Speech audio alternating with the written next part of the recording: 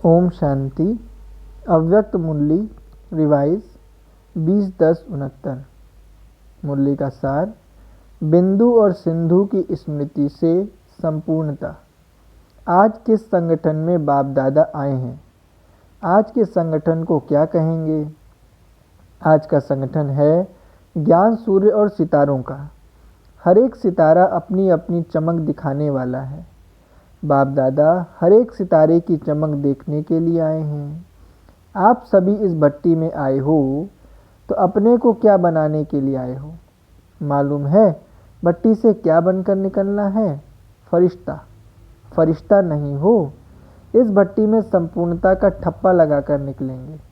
अभी फरिश्ते बनने के पुरुषार्थी हो, लेकिन संपूर्णता में जो कमी है उसी कमी को इस भट्टी में स्वाहा करने के लिए आए हो। ऐसे हो ना? कमियों को दूर करने के लिए क्या बात याद रखेंगे जिससे संपूर्णता का पूरा ही छाप लगा कर जाएंगे? आज बाप दादा बहुत सहज बात सुनाते हैं। बहुत सहज से सहज यही बात याद रखना है कि मैं बिंदु हूँ और बाप भी बिंदु है, लेकिन बिंदु के साथ साथ सिंधु है। तो बिंदु और सिंधु यह बाप और बच्चे का परिचय है। दो शब्द भी अगर याद रखो तो संपूर्णता सहज आ सकती है। स्कूल में छोटे बच्चों को जब पढ़ाते हैं तो पहले पहले क्या सिखलाते हैं? पहले तो बिंदु ही लिखेंगे, फिर आगे बढ़ते हैं तो एक व अल्फ सिखलाते हैं, तो यह भी एक बिंदु है। फिर आगे बढ़ते हैं तो बिंदु की याद एक, उस एक में ही सभी बातें आ जाती हैं। एक की याद और एक रस अवस्था, एक की ही मत और एक के ही कर्तव्य में मददगार। अगर एक एक बात ही याद रखें तो बहुत ही अपने को आगे बढ़ा सकते हैं। सिर्फ बिंदु और एक, उसके आगे विस्तार में जाने की दरकार नहीं। विस्तार में जाना है तो सिर्फ सर्विस प्रति। अगर सर्विस नहीं तो बिंदु और एक,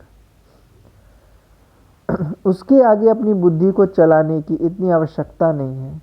सिर्फ यही बातें याद रखो तो सहज संपूर्णता को पा सकते हो।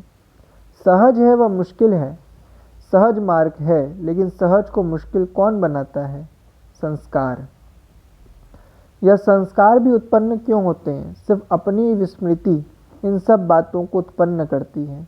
चाहे पिछले संस्कार, चाहे पिछले कर्म बंधन, चाहे वर्तमान की भूलें, जो भी कुछ होता है उसका मूल कारण अपनी विस्मृति है। अपनी विस्मृति के कारण यह सभी व्यर्थ बातें सहज को मुश्किल बना देती हैं। स्मृति रहने से क्या होगा? जो लक्ष्य रख करके आए हो, स्मृति संपूर्ण, विस्मृति असंपूर्ण। विस्मृति है तो बहुत ही विघ्न है, और स्मृति है तो सहज और संपूर्णता। जो बातें सुनाई, अगर इस स्मृति को मजबूत करते जाओ तो विस्मृति आपे ही भाग जाएगी। स्मृति को छोड़ेंगे ही नहीं तो विस्मृति कहाँ से आएगी? सूर्यास्त हो जाता है तब अंधियारा हो जाता है। सूर्यास्त ही न हो तो अंधियारा कैसे आवे? वैसे अगर स्मृति का सूर्य सदा कायम रखेंगे तो विस्मृति का अंधियारा आ नहीं सकता। यह अलौकिक ड्रिल जानते हो? वैसे भी अभी वह जो ड्रिल करते हैं वह तंदुरुस्त रहते हैं। तंदुरुस्ती के साथ साथ शक्तिशाली भी रहते हैं। तो यह अलौकिक ड्रिल जो जितनी करता है उतना ही तंदुरुस्त, अर्थात माया की व्याधि नहीं आती, और शक्ति स्वरूप भी रहता है। जितना जितना यह अलौकिक बुद्धि की ड्रिल करते रहेंगे उतना ही जो लक्ष्य है बनने का वह बन पाएंगे। ड्रिल में जैसे ड्रिल मास्टर कहता है वैसे हाथ पांव चलाते हैं ना। यहाँ भी अगर सभी को कहा जाए 1 सेकंड में साकारी से निराकारी बन जाओ तो बन सकेंगे?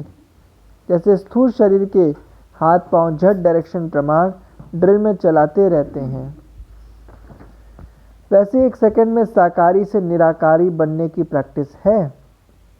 साकारी से निराकारी बनने में कितना समय लगता है, जबकि अपना ही असली स्वरूप है। फिर भी सेकंड में क्यों नहीं स्थित हो सकते? अब तक कर्म बंधन, क्या अब तक भी कर्म बंधन की आवाज़ सुनते रहेंगे? जब ये पुराना शरीर छोड़ देंगे तब तक कर्म बंधन सुनते रहेंगे।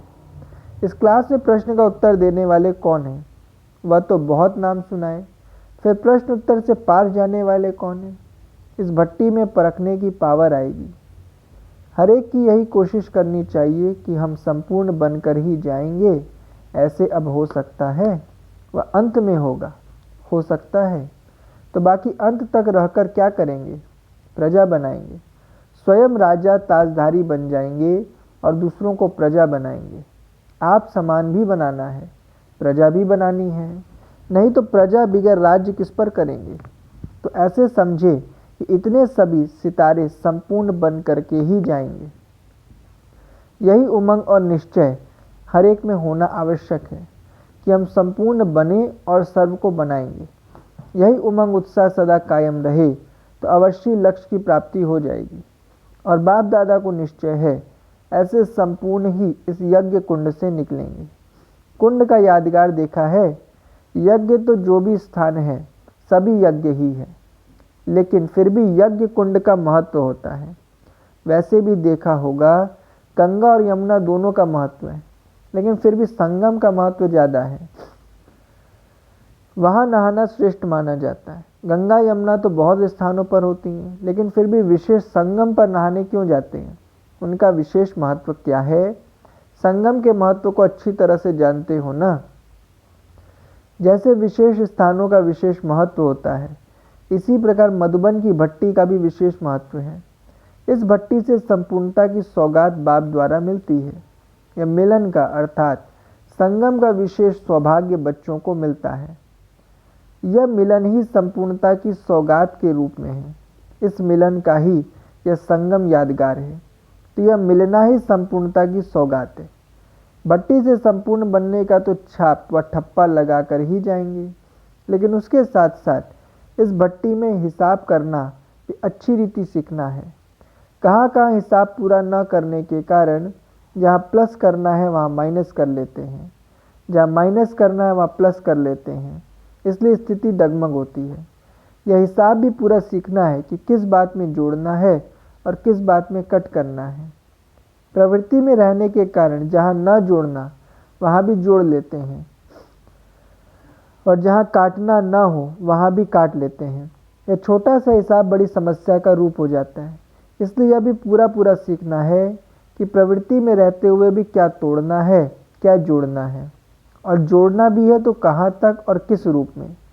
आपको भट्टी में बुलाया है तो उसका कार्य भी बताएंगे ना। कौन कौन सी पढ़ाई के सब्जेक्ट में परिपक्व होना है? एक तो अलौकिक ईश्वरीय ड्रिल की सब्जेक्ट और दूसरा यह हिसाब करना। दोनों ही बातें इस भट्टी में सीखनी है। अगर इन दोनों बातों में संपूर्ण बन गए तो बाकी क्या रहेगा? इसी निमित्त ही जाना है, संबंध के कारण नहीं जाना है, लेकिन सर्विस के निमित्त जाना है। जाना भी है तो सिर्फ सर्विस के निमित्त। जहाँ भी रहो लेकिन अपने को ऐसा समझ कर रहेंगे तो अवस्था न्यारी और प्यारी रहेगी। जैसे बाप दादा सर्विस के निमित्त आते जाते हैं ना, तो आप सभी को भी सिर्फ सर्विस के अर्थ निमित्त जाना है और सर्विस की सफलता पा करके फिर सम्मुख आना है। अव्यक्त वतन से वर्तमान समय बाप दादा हर बच्चे को कौन सा मंत्र देते हैं? गो सुन कम सुन, सर्विस प्रति जाओ और साथी बन करके जल्दी आओ, फिर जाओ। जब यहाँ गो सुन कम सुन होंगे तब बुद्धि द्वारा भी जल्दी होंगे। बुद्धि की ड्रिल भी गो सुन कम सुन है ना। वह स्थिति तब होगी जब यह स्थूल मंत्र याद रखेंगे। इस मंत्र से उस मंत्र का संबंध है। तब तो बताया यज्ञ कुंड का महत्व है। यहाँ आपको सौगात के रूप में मिलती है, वहाँ पुरुषार्थ रूप में। तो यज्ञ कुंड का विशेष महत्व हुआ ना। यहाँ वरदान, वहाँ मेहनत। जब वरदान मिल सकता है तो मेहनत क्यों करते हैं? इस यज्ञ कुंड से भाषा बोलना भी सीख कर जाना है। ऐसा सैंपल बनना है जो आपको देख दूसरे भी आकर्षित होकर यज्ञ कुंड में स्वाहा हो जाए। बाप दादा हर एक की तस्वीर से हर एक की तकदीर और तदबीर देखते हैं, कहाँ तक अपनी तकदीर बनाते हैं। आप भी जब किसको देखते हो तो हर एक की तस्वीर से उनकी तदबीर, उनके पुरुषार्थ का जो विशेष गुण है वही देखना है। हर एक के पुरुषार्थ में विशेष गुण जरूर होता है, उस गुण को देखना है। एक होता है गुण और गुण के साथ साथ फिर एक होता है गुणा। अनाज के दानों का को अंदर से खाकर खोखला कर देने वाला कीड़ा। शब्द जितना कितना नज़दीक है, लेकिन वह क्या, यह क्या। अगर गुण नहीं देखते हो तो गुणा लग जाता है। तो हर एक के गुण को देखना है तो गुणा जो लगता है वह खत्म हो जाएगा। जो एक दो के स्नेही होते हैं, ऐसे स्नेही बच्चों से बाप दादा का भी अति स्नेह है। स्नेही समीप लाता है, जितना स्नेही उतना समीप। तो एक दो में स्नेही हो, ऐसे स्नेही बच्चे ही समीप भी आ सकते हैं, अब भी और भविष्य में भी। विशेष स्नेही है, इसलिए आज विशेष डबल टीका लगा रहे हैं, लेकिन अनोखा लौकिक रीति का टीका नहीं। डबल टीका कौन सा है? एक तो निराकारी, दूसरा न्यारापन। यह डबल टीका हरेक के मस्तिष्क पर अविनाशी स्थित कराने के लिए अविनाशी रूप से ही लगा रहे हैं। यह अविनाशी टीका सदा कायम रहता है। तिलक को सुहाग की निशानी कहा जाता है। इस तिलक को सदा कायम रखने की कोशिश करनी है। जितना जितना परिपक्व रहेंगे उतना पद पा सकेंगे। हर एक यही सोचे कि हम ही नंबर 1 हैं। अगर हर एक नंबर 1 होंगे तो नंबर 2 कौन आएंगे? बाप की क्लास में कभी भी नंबर नहीं निकल सकते। टीचर भी नंबर 1, स्टूडेंट भी नंबर 1, तो एक एक नंबर 1। तो ऐसी क्लास का तो मधुबन में चित्र होना चाहिए। अच्छा, वरदान है अटेंशन और चेकिंग की विधि द्वारा व्यर्थ के खाते को समाप्त करने वाले मास्टर सर्वशक्तिमान भव। ब्राह्मण जीवन में व्यर्थ संकल्प, व्यर्थ बोल, व्यर्थ कर्म बहुत समय व्यर्थ गंवा देते हैं। जितनी कमाई करने चाहो उतनी नहीं कर सकते। व्यर्थ का खाता समर्थ बनने नहीं देता। इसलिए सदा इस स्मृति में रहो कि मैं मास्टर सर्वशक्तिमान हूँ। शक्ति है तो जो चाहे कर सकते हो।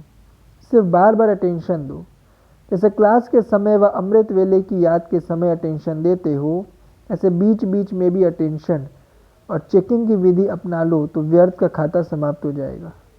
स्लोगन, राज ऋषि बनना है तो ब्राह्मण आत्माओं की दुआओं से अपनी स्थिति को निर्विघ्न बनाओ। अच्छा, ओम शांति।